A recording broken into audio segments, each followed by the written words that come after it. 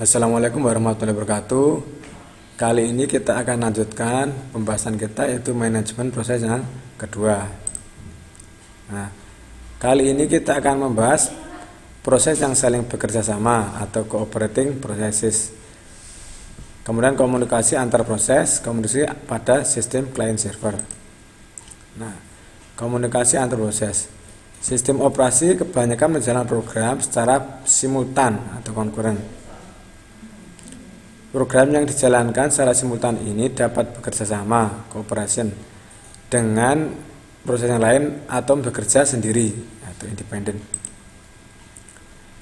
Alasan cooperating proses yaitu sharing informasi, meningkatkan kecepatan komputasi, modularitas, dan kemudahan. Misalnya ini komunikasi model, ini ada apa itu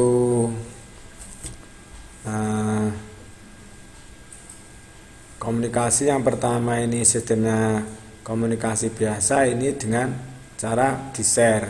Jadi misalnya gini, kalau ini misalnya proses A dan proses B itu mau mengkomunikasikan, mau berkomunikasi, dia harus mengirim pesan lewat kernel ini ya, dengan alamat yang sudah ditentukan. Jadi kalau kita mau menuju ke ini proses A, dia harus mencantumkan alamatnya ini ya. Jadi ke sini, ke kernel ini ditujukan ke sini dengan menuju alamat, baru sini akan dilanjutkan ke B gitu ya. Jadi proses A ke sini lewat kernel dulu, baru dari kernel dilanjutkan ke B. Beda dengan yang di-share. Jadi ini kan dipakai bersama. Jadi antara proses A dan proses B, dia tidak melewati kernel, tapi dia punya alokasi sendiri, alokasi memori sendiri misalnya. Ya. Dan di sini bisa diakses bersamaan. Jadi ini langsung menuju ke memori yang di sharing tadi, kemudian bisa dibaca langsung gitu ya. Interprocess communication, mekanisme proses untuk berkomunikasi dan sinkronisasi aksi. Sistem pesan komunikasi proses satu dengan yang lain dapat dilakukan tanpa perlu pembagian data. IPC menyediakan dua operasi, yaitu send atau message dan receive. Pesan berukuran pasti atau variabel. Jika P dan Q melakukan komunikasi, maka keduanya memerlukan pembagian jalur komunikasi di antara keduanya. Melakukan pertukaran pesan melalui send atau receive ya. Implementasi jalur komunikasi, physical atau ceremony, hardware bus, kemudian atau logical properties. Komunikasi langsung, proses harus diberi nama secara jelas. Misalnya send P dengan pesannya apa? Dikirim pesan ke proses P misalnya. Receive Q dengan pesannya apa? Terima pesan dari proses Q misalnya begitu. Properti jalur komunikasi, jalur dibangun secara otomatis. Setiap jalur memiliki pasangan masing-masing dalam proses komunikasi.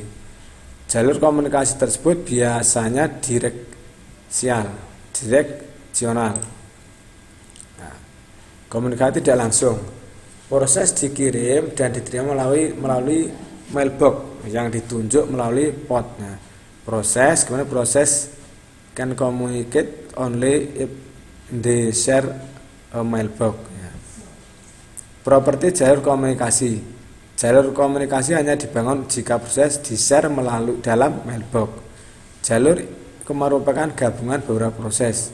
Setiap pasangan proses dibagi ke dalam beberapa jalur komunikasi. Komunikasi tidak langsung, operasi membuat mailbox baru, mengirim dan menerima pesan melalui mailbox, menghapus atau memusnahkan mailbox.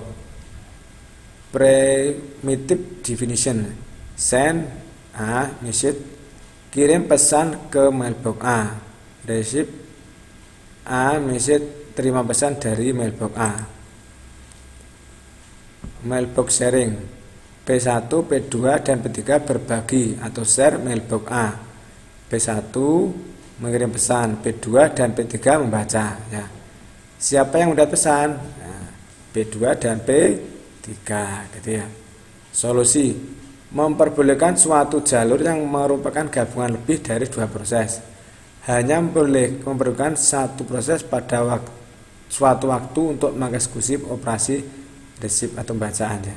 Memerlukan sistem untuk memilih receiver, sender diberitahu siapa yang menjadi receiver. Sinkronisasi: pesan yang disampaikan dapat diblok atau tidak, atau non-blocking. Blocking dikenal dengan sinkronus, non-blocking dikenal dengan asinkronus. Buffering: antrian pesan yang dihubungkan dalam suatu jalur diimplementasikan dengan 3 jalan. Zero capacity, yaitu tidak ada pesan. Sender harus menunggu receiver. Ya. Bound capacity, yaitu memiliki pesan yang terbatas, finite length, dari n pesan. Sender menunggu pada saat jalur penuh. Nah, unbound capacity, yaitu memiliki panjang tidak terbatas. Sender tidak perlu menunggu.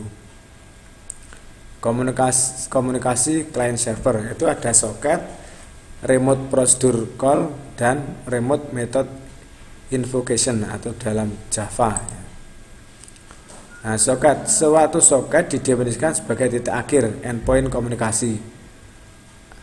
Ya, gabungan IP address dan port. Misalnya soketnya ada 161.19.8.2.116.25. Itu mengacu pada port 1625 pada host ini 161.25.19.8, ya, begitu. Komunikasi berada di antara pasangan soket. Nah, ini misalnya ini web servernya, ini hostnya, ya, begitu, berhubungan. Ya. Remote Procedure Call atau RPC. Remote Procedure Call adalah abstraksi pemanggilan prosedur di antara proses pada sistem jaringan. Stub yaitu proxy sisi klien untuk prosedur aktual pada server. Stub sisi klien ditempatkan di server dengan parameter Marshall.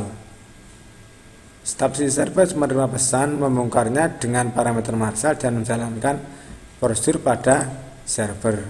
Jadi contohnya ini data klien di server. Jadi server menunggu klien. Nah, klien mengirim pesan berisi parameter dan prosedur yang akan dipanggil. Nah, kemudian setelah mengirim proses dan parameter, server membaca parameter dan menjalankan prosedur yang dipanggil, jalankan.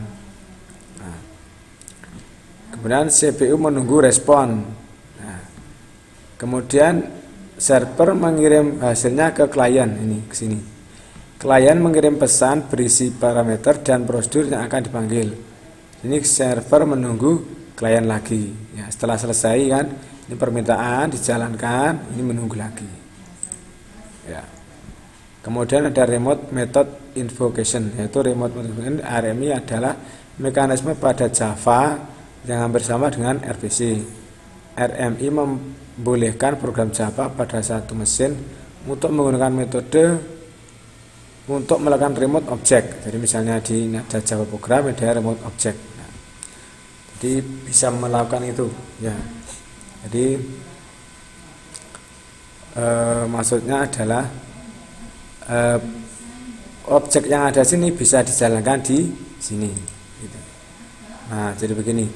Ini di klien ini dia remote object. Ini kalau misalnya itu fungsinya ya atau fungsinya sama, jadi ini bisa dipanggil. Marshalling menggambarkan maksud atau proses untuk mentransfer beberapa objek dari klien ke server. Maksudnya adalah memiliki objek yang sama yang ada di suatu program yang sedang berjalan untuk hadir di program lain yang sedang berjalan, yaitu objek pada klien untuk ditransfer ke dan hadir di server. Nah, jadi kalau prosesnya sama bisa dipanggil atau function sama bisa atau objeknya sama bisa dipanggil di tempat lain. Oke, sekian untuk manajemen proses 2. Semoga ini bermanfaat dan saya akhiri. Assalamualaikum warahmatullahi wabarakatuh.